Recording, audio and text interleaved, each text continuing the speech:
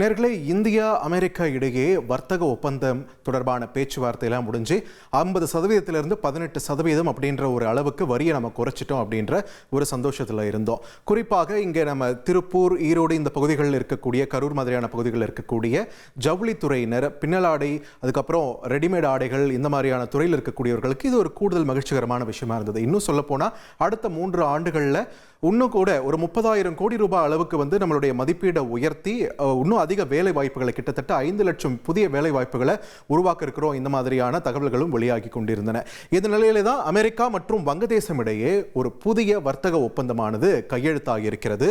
இந்த புதிய வர்த்தக ஒப்பந்தம் இந்திய ஜவுளித்துறைக்கு ஒரு ஷாக் கொடுக்கக்கூடிய விதமாக வந்திருக்கிறது அப்படின்ற ஒரு தகவலை தான் தற்போது சர்வதேச ஊடகங்கள் பதிவு பண்ணிட்டு இருக்காங்க. ஸோ இதோட உண்மை நிலை என்ன அப்படின்றது தான் இந்த தொகுப்பில் நம்ம பார்க்க இருக்கிறோம்.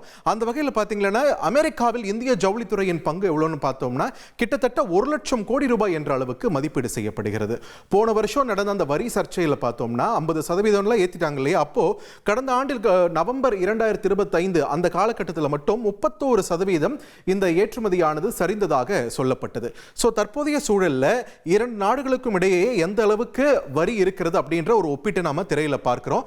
அந்த வகையில் கடந்த ஏப்ரல் 2025 பார்த்தீங்கன்னா இந்தியாவுக்கு 26% வரி விதிச்சிருந்தாங்க, வங்கதேசத்துக்கு 37% வரி விதிச்சிருந்தாங்க. தொடர்ந்து ஆகஸ்ட் மாதம் பார்த்தீங்கன்னா இதில் ஒரு ரிவைசல் நடந்தது. அதில் இந்தியாவுக்கு 50% என்ற அளவுக்கு வரி உயர்த்தப்பட்டது.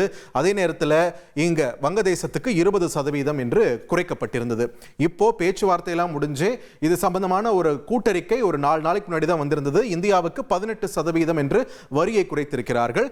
இங்க வங்கதேசத்தை பொறுத்த வரைக்கும் 20லிருந்து 19% குறைச்சிருக்காங்க. ஸோ 1% இந்தியாவோட அதிகமாக இருக்கு. ஸோ அதனால நம்மளுடைய பல துறைகள் மேம்படுவதற்கான, வர்த்தகத்தில் மேம்படுத்துறதுக்கான வாய்ப்பு இருக்கு. நம்ம சந்தோஷம் அடைஞ்சோம். குறிப்பா வங்கதேசத்தை பொறுத்த வரைக்கும் அவங்களுடைய மொத்த ஏற்றுமதியில் கிட்டத்தட்ட 80% கார்மெண்ட்ஸ், ரெடிமேட்ஸ் இதை எக்ஸ்போர்ட் பண்றது தான். இந்த பக்கம் இந்தியாவை பொறுத்த வரைக்கும் அதுல நம்மளுக்கும் ஒரு பெரிய மார்க்கெட் இருக்கு. குறிப்பா இங்க இந்தியாவிலிருந்து அனுப்பக்கூடிய கார்மெண்ட்ஸ் பிசினஸ்ல பார்த்தீங்கன்னா ஒரு 30% நாம அமெரிக்காவுக்கு மட்டும் தான் ஏற்றுமதி பண்ணிட்டு இருக்கோம். ஸோ நமக்கு காம்படிட்டரை விட நமக்கு 1% வரி குறைவா இருக்கு அப்படின்னும் போது தான் ஒரு ட்விஸ்ட் வச்சிருக்காங்க. வங்கதேசத்துடனான இந்த வர்த்தக ஒப்பந்தத்தில் ஒரு சப் கிளாஸ் இருக்கு. அதில் என்ன போட்டிருக்காங்கன்னா, அமெரிக்க பருத்தியில் தயாரித்த வங்கதேச ஜவுளி மற்றும் ரெடிமேட் ஆடைகளுக்கு 0% வரி, 0% வரின்னு சொல்லியிருக்காங்க. அதாவது இந்தியாவிலிருந்து தான் இப்போ வங்கதேசம் அதிக அளவிலான பருத்தியை உற்பத்தி பண்ணிட்டு இருக்காங்க. அதே நேரத்தில் அமெரிக்கா வழக்கமாக பருத்தி அதிக அளவில் சீனாவுக்கு தான் வித்துட்டு இருந்தாங்க.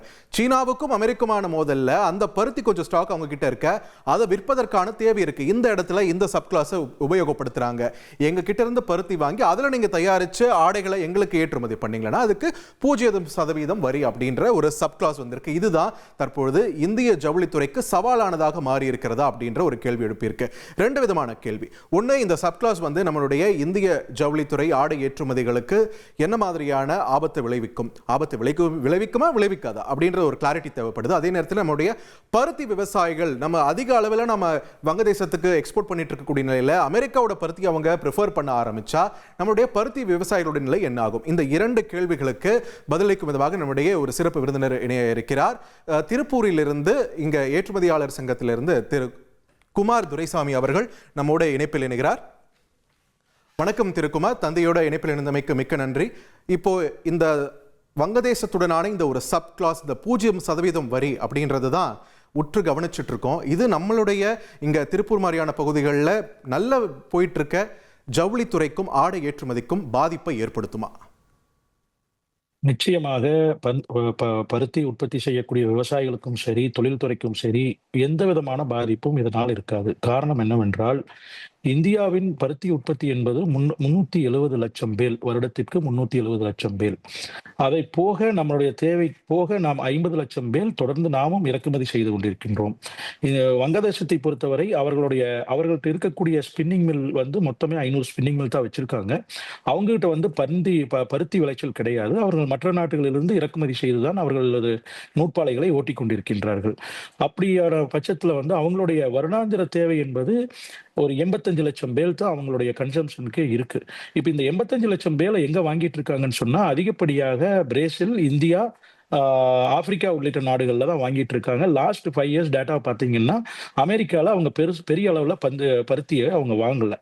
ஆனா அதே சமயத்துல லாஸ்ட் இந்த ஒரு ஒப்பந்தமானது இது வங்கதேசத்துக்கு மட்டும் பொருத்தமான ஒப்பந்தம் கிடையாது. நமக்கு 7ஆம் தேதி அன்று நமக்கு கிடைத்த அந்த ஒப்பந்தமானது ஒரு தற்காலிகமான ஒரு முதற்கட்ட ஒப்பந்தம் தான். நம்ம இன்னும் தொடர் பேச்சுவார்த்தையில் இருக்கின்றோம். மார்ச் மாதம் அப்படிங்கிற போது நமக்கு முழுமையான ஒப்பந்தம் ஏற்படும் போது நிச்சயமாக இந்த வங்கதேசத்துக்கு கிடைத்தது நமக்கும் கிடைக்கும். என்ன காரணம்னு சொன்னா ஏப்ரல் 2ஆம் தேதி அன்னைக்கு 2025ல அதிபர் ட்ரம்ப் அவர்கள் வரி சமநிலை என்கின்ற ஒரு கோட்பாட்டின் கீழ் அறிவித்த அந்த அறிவிக்கையிலேயே அவர் சொல்லியிருக்கார், அமெரிக்காவின் மூலப்பொருட்களை உபயோகித்து 20% உபயோகித்து ஏற்றுமதி மதிப்பு கூட்டி ஏற்றுமதி செய்யக்கூடிய பொருட்களுக்கு இறக்குமதி நாடுகளும் வரி விதிக்கக்கூடாது, நாங்களும் வரி விதிக்க மாட்டோம் என்கின்ற ஒரு விதிமுறையை அவர் அங்கே வகுத்திருந்தார். அந்த விதிமுறைப்படிதான் இன்று வங்கதேசத்திற்கு அந்த மாதிரியான ஒரு இது கிடைச்சிருக்கு.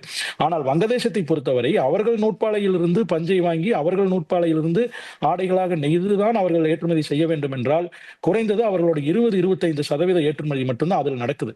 அப்படி நடக்கும் பட்சத்துல நீங்க மொத்தமா அமெரிக்காவிற்கே எல்லா நூற்பாலைகளும் வேலை செய்யுமான்னு கேட்டால் நிச்சயமா வேலை செய்யாது. ஏனென்றால் ஐரோப்பிய சந்தையும் அவர்களுக்கு மிகப்பெரிய சந்தையாக இருக்கிறது.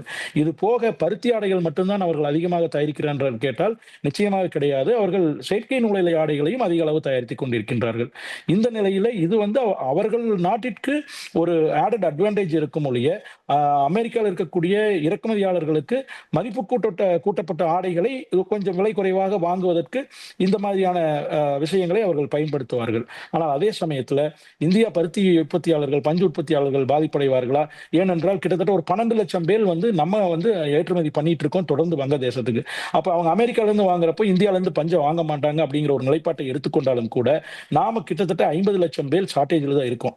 இன்னைக்கு ஏற்பட்டு இருக்கக்கூடிய மதர் ஆஃப் டீல்ஸ் என்று சொல்லக்கூடிய ஐரோப்பியாவுடனான வரியில்லா வர்த்தக ஒப்பந்தமும் அமெரிக்காவுடன் ஏற்பட்டிருக்கக்கூடிய ஒப்பந்தமும் வரும் 3 மாத காலத்தில் அவர்களோடு ஏற்படுத்தக்கூடிய அந்த இருதரப்பு ஒப்பந்தங்களும் நமது வர்த்தகத்தை அடுத்த 5 வருடத்தில் இரட்டிப்பாக்கும். ஆனா அதே அளவுக்கு நம்ம பஞ்சு உற்பத்தியை இரட்டிப்பாக்குவோமோ அப்படின்னு சொன்னா அது ஒரு கேள்விக்குறிதான். அப்ப நிச்சயமாக நாம இறக்குமதி செய்துதான் ஆக வேண்டிய சூழலில் இருக்கின்றோம். அப்படி இறக்குமதி செய்யும் போது நமக்கும் இந்த விதிமுறை பொருந்தும். அதற்காகத்தான் நாங்கள் தொடர்ந்து எங்கள் சங்கங்கள் வாயிலாகவும் நாடு முழுவதும் இருக்கக்கூடிய ஜவுளி ஏற்றுமதியாளர் சங்கங்கள் வாயிலாகவும் மத்திய அரசை வலியுறுத்தி இருக்கிறோம். அவர்களும் இதை உள்வாங்கிக் கொண்டிருக்கின்றார்கள். நிச்சயமாக நமக்கும் இந்த ஒரு சலுகை அடுத்த 3 மாதத்தில் கிடைக்கும். இருந்தாலும் கூட இன்றைய சூழ்நிலையில் இன்று நாம் பேசிக் கொண்டிருக்கும் இந்த தருவாயில் இந்த ஒரு அறிவிப்பு வங்கதேசத்தை அறிவிப்பானது ஒரு பெரிய த்ரெட் இல்லை அப்படின்றது எங்களுடைய கருத்து. ரைட், நன்றி திரு குமார். இணைப்பில் உங்களோட கருத்துக்களையும் பல்வேறு தகவல்களையும் பகிர்ந்தமைக்கு. நேர்களே, தற்போதைய சூழலில் அந்த அளவுக்கு த்ரெட் இல்லை அப்படின்னு சொல்லப்பட்டிருக்கு. இருந்தாலுமே இந்த ஒப்பந்தங்களை பொறுத்த வரைக்கும் ஒரு குட் நியூஸ் அப்படின்னும் போது சவுத் ஈஸ்ட் ஏஷியன் கண்ட்ரீஸ் தென்கிழக்காசிய நாடுகள் பல்வேறு நாடுகளுக்கும் இந்தியாவை ஒப்பிடும்போது வரி அதிகமாக இருக்கிறது. இங்கே மேஜர் காம்படிட்டர் போட்டியாளர் அப்படின்னு நம்ம பார்க்கும்போது இந்த ஆடை ஏற்றுமதி விவகாரத்தை பொறுத்த வரைக்கும் பாகிஸ்தான், இந்தியா, பங்களாதேஷ் இந்த 3 நாடுகளுக்கிடையே ஒரு டஃப் காம்படிஷன் தெற்காசியாவில் இருக்கக்கூடிய நிலையில் இந்த வரி ஒப்பந்தங்கள் இதில் இருக்கக்கூடிய சப்கிளாஸ் எல்லாத்தையுமே சர்வதேச கள வல்லுநர்களுமே உற்று நோக்கி கொண்டிருக்கிறார்கள். இது நம்முடைய ஏற்றுமதியும் குறிப்பாக திருப்பூர் மாதிரியான பிராந்தியங்கள் இங்கன்னு மட்டும் கிடையாது, நம்ம தமிழகம்ன்றதுனால திருப்பூரை ஃபோக்கஸ் பண்றோம். இது இல்லாம சூரத், பானிபட் மாதிரியான பிராந்தியங்களையும் பார்த்தீங்கன்னா இந்த துறை கொஞ்சம் அதிகமாக ஜொலிக்கக்கூடிய ஒரு துறையாக இருக்கக்கூடிய நிலையில் ஒரு ஓவரால் ஒரு கன்சர்ன் இருக்கத்தான் செய்யுது. ஸோ வரும் நாட்களில் சவால்கள் ஏற்படுமே ஆயின் அதை எப்படி சமாளிக்க இருக்கிறோம் என்பதை நாம் பொறுத்திருந்துதான் பார்க்க வேண்டும். ட்ரெண்டை ஃப்ரெண்ட் ஆக்கிக்கோங்க. தந்தி டிவியின் சப்ஸ்கிரைபர்ஸ் அண்ட் ஃபாலோவர்ஸ் குடும்பத்தில் நீங்களும் இணையுங்க.